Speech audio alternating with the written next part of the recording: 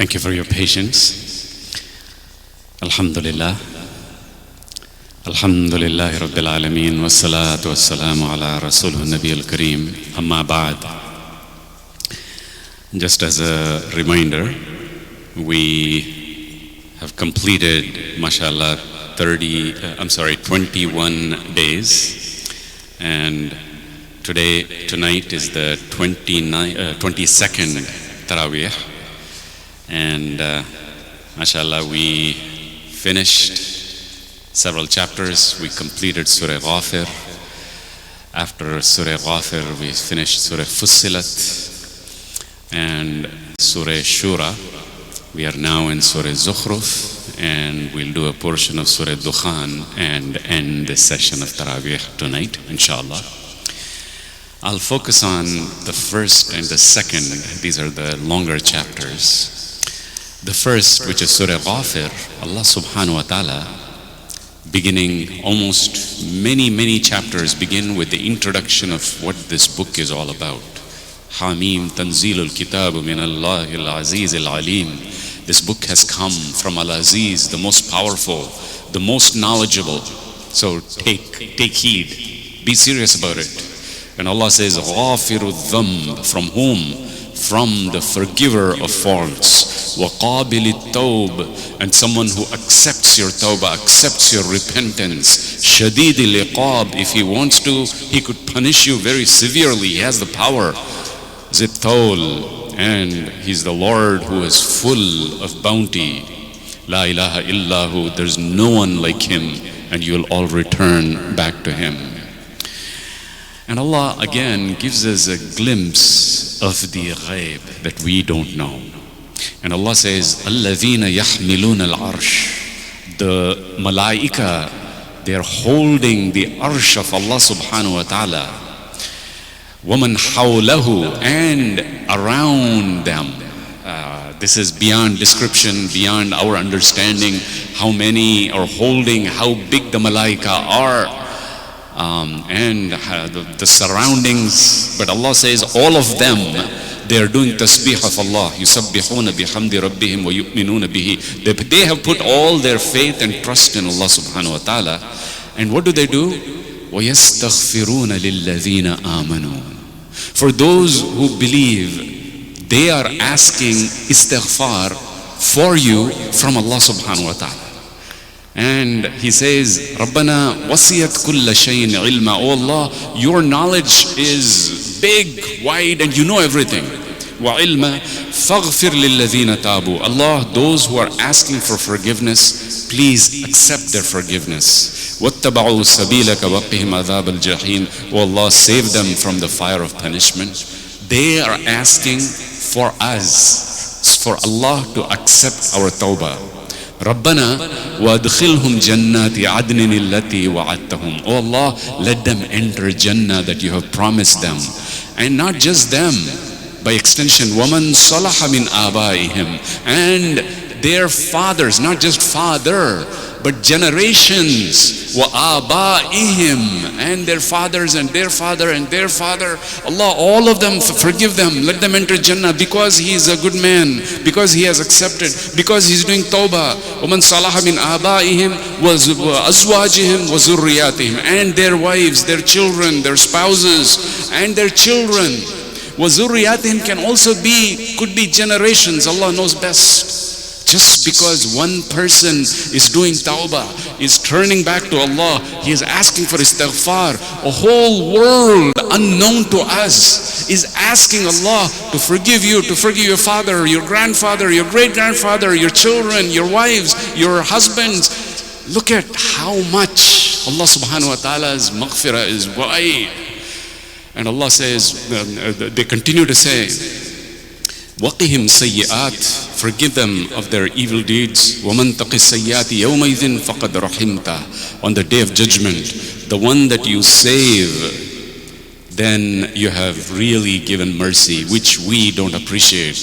وَذَلِكَ هُوَ الْفَوْزُ الْعَظِيمُ. If someone is escaping from the punishment of the hereafter, this is the greatest achievement. And Allah subhanahu wa ta'ala in this chapter gives us one whole picture in a short way of the entire story of Fir'aun, where on one side Fir'aun plans and plans and plans because he knows someone from the Bani Israel is going to come and challenge him and will be responsible for the destruction of his entire kingdom. So he's killing, he's decimating the Bani Israel. Now extrapolate it to today's world, what's happening today. They are trying hard, they're killing people in Gaza, they're killing people in the Middle East. Somehow they want to finish and end. And Allah subhanahu wa ta'ala says, وَمَا كَيْدُ الْكَافِرِينَ إِلَّا فِي ضَلَالٍ. They tried and tried, but in vain. Yes, many people died. There was a lot of destruction, but Fir'aun was not successful in what they could do. When this is all happening, Musa alayhi salam is conveying the message. Now if you compare the Quran to the scriptures, the Torah, the way they have changed the book, they kind of give the perception that Musa came exclusively for the Bani Israel. The whole intention was to punish Fir'aun. The whole intention was to destroy Fir'aun. And the message was exclusively for the Bani Israel. They were the only ones who were fit to be protected. But the Quran says no. This message was and is universal. It doesn't look at color, skin, no matter who you are, where you are on any part of the earth. This message is for everyone. And even among the people of Fir'aun, the Quran testifies there were people who recognized the truth and they accepted the truth. And we know the magicians who fell down and did sujood. And there were also people within Fir'aun. The greatest example, Fir'aun's own wife, Imrata Fir'aun, as the Quran calls, she becomes a Muslim. She accepts the message. And even among the people within Fir'aun, within his people close, they accept. And one of them stands up and he advises his own people. He says, Ya qawmi lakumul mulkul yawma zahirina fil ard. This kingdom that you're seeing today, it is yours. You have power, but this is not going to last. And he says the same words that we spoke about Mughira during the time of Sulh Hudaybiyah, when he went back to the Quraysh and he advised, leave Muhammad alone, sallallahu alaihi wasallam. If he succeeds, he's your own brother, he's your own blood. You have succeeded. The Quraysh have succeeded, leave him alone. And if he's a liar, he'll get destroyed. And this man stands up and tells Fir'aun the same thing.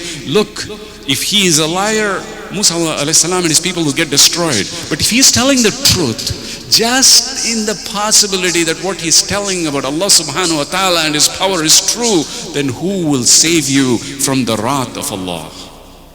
And what did Fir'aun do? He became even more arrogant. Inni ara, I see for my people what is good for you. I know what is good. And his arrogance became even more when Musa alayhi salam says, your Lord is the Lord of the heavens and the earth, all the skies. He tells his engineer Haman, he tells, Ya Haman, ibn li sarhal la'alli ablugh al-asbab. You know what? Make me a tall building.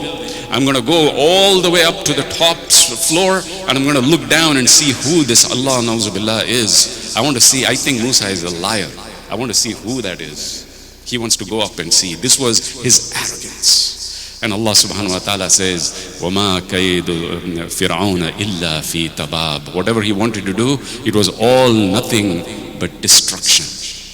And so we know how Fir'aun was destroyed. And Allah subhanahu wa ta'ala, now again, a little glimpse of the ghaib. We have spoken about it during Fajr Salat many times, but for the benefit of everyone, just as a reminder for myself and for all of us, Allah subhanahu wa ta'ala gives us a glimpse. After Fir'aun went down, after he was drowned, now what? Because Judgment Day has still not come. Allah subhanahu wa ta'ala tells about Fir'aun, النَّارُ يُعْرَضُونَ عَلَيْهَا غُدُوًّا وَعَشِيًّا. Every day, even now, as they are being held in suspense in between his death and until the day of judgment, the fire of hell is burnt, and it is brought in front of all of them in the morning and evening and told to them, this is where you're going to end up. This is the punishment. They feel the heat, they feel everything, and they're being told, you know what, this is where you're going to get in. Look at their torture every single day until the day of judgment, when they will be told to get in. And for a moment, because the next chapter also has a continuation, we will I'm trying to combine, and indeed the Quran explains itself at a different place. It clarifies previous ayahs, and there Allah subhanahu wa ta'ala says, Allah puts everybody on the day of judgment on a flat plane, and they start arguing. And on that day, Allah subhanahu wa ta'ala says, حَتَّى إِذَا جَاءُوهَا شَهِدَ عَلَيْهِمْ سَمْعُهُمْ وَأَبْصَارُهُمْ وَجُلُودُهُمْ بِمَا كَانُوا يَعْمَلُونَ. When they are standing, they want to deny what they did in the dunya. Their eyes will become witness. Their hands will speak against them. Their feet will speak against them, to the point that even their skin will start being witness to them, saying against them, saying, oh, he did this, he did that, he did that. And the man will get angry. It's like you have a dog, you have fed him well, he's obedient to you, and all of a sudden he starts barking against you, and he will ask his own skin, Lima shahidtum alayna, you are standing witness against me, you want to tell on me? And they will say, قالوا أنطقنا الله الذي أنطق كل شيء. You think only you had a tongue? Allah has given all of us a tongue. We can speak, and you never realize that a day will come that everything will speak against you. Your own body will stand and tell against you. You had no idea. You thought that Allah doesn't know. Allah doesn't know many things. You didn't have that. You didn't even think. And today there is no one to help you. And they will, when they enter the fire of hell, each one, we touched upon this before, they start arguing with each other. And there will be the leaders who have led them into the fire, and there will be the followers. The followers will ask the leaders, you know, in the dunya we followed you, we listened to you. Today, can you share some of our burden? Some of the bad deeds, can we pass on to you? You know, you have responsibility as well. Come on, share this. And then the people, the leaders will say, Inna Allah qad hakama bayna al-ibad. Allah has already made justice. What is your portion is yours. What is my portion is mine. We can share. And then realizing that there is no place to go in the fire of hell, it will be so severe, so intense, they will look around and they will find the keepers of the Jahannam, the keepers of the fire, who are the Malaika. They will go and ask them, can you go and ask Allah, يُخَفِّفْ عَنَّا يَوْمًا مِنَ الْعَذَابِ. We want a break. We want one day from the fire. Can I have a day off? One day. And the Malaika will reply, did nobody tell you this? Did nobody come and explain to you that this could happen? And they will say, yes, in the dunya they had come. They told us, we didn't listen. And then they'll reply, in that case, scream loud as you can. وَمَا دُعَاءُ الْكَافِرِينَ إِلَّا فِي ضَلَالٍ. Today, nobody is going to help or nobody is going to listen to you. I pray to Allah subhanahu wa ta'ala that He protect us from this calamity, that He, inshallah, forgive us our faults on the day of judgment, because here the good news comes. Inshallah, we'll close after this. I know yesterday it took too much time, I apologize. The good news comes for the believers. Number one, a very powerful statement Allah subhanahu wa ta'ala gives us. Allah says, Inna lanansuru rusulana walladhina amanu fil hayati dunya wa yawma yaqumul ashhad. We, Allah is taking it upon Himself, we will help the prophets and the believers, both in this dunya and in the akhirah. So don't think that Allah subhanahu wa ta'ala is somewhere and He is just listening to you and nothing is happening. Allah is actively watching you. فَاصْبِرْ فَإِنَّكَ بِأَعْيُنِنَا. Be patient. We are watching you. You are under our eyes. This is addressed to the Prophet sallallahu alaihi wasallam. So don't think that Allah is not helping. Allah is. Allah sends angels. Allah protects you in ways beyond our understanding. What is our job? Our job is to trust in Allah. To trust in Allah. Put all your trust in Allah. Allah will help you. Allah will take you out from the most difficult of situations. He has helped so many in the past. So many enemies Allah has destroyed. Ad, Thamud, Qawm Salih. There are so many. Allah gives examples. They have all, none of them exists. No tyrant existed. For a time, each one is given a certain time. But Allah says, put your trust in me. Call unto me. وَقَالَ رَبُّكُمُ ادْعُونِي أَسْتَجِبْ لَكُمْ. Call me, I will respond to your call.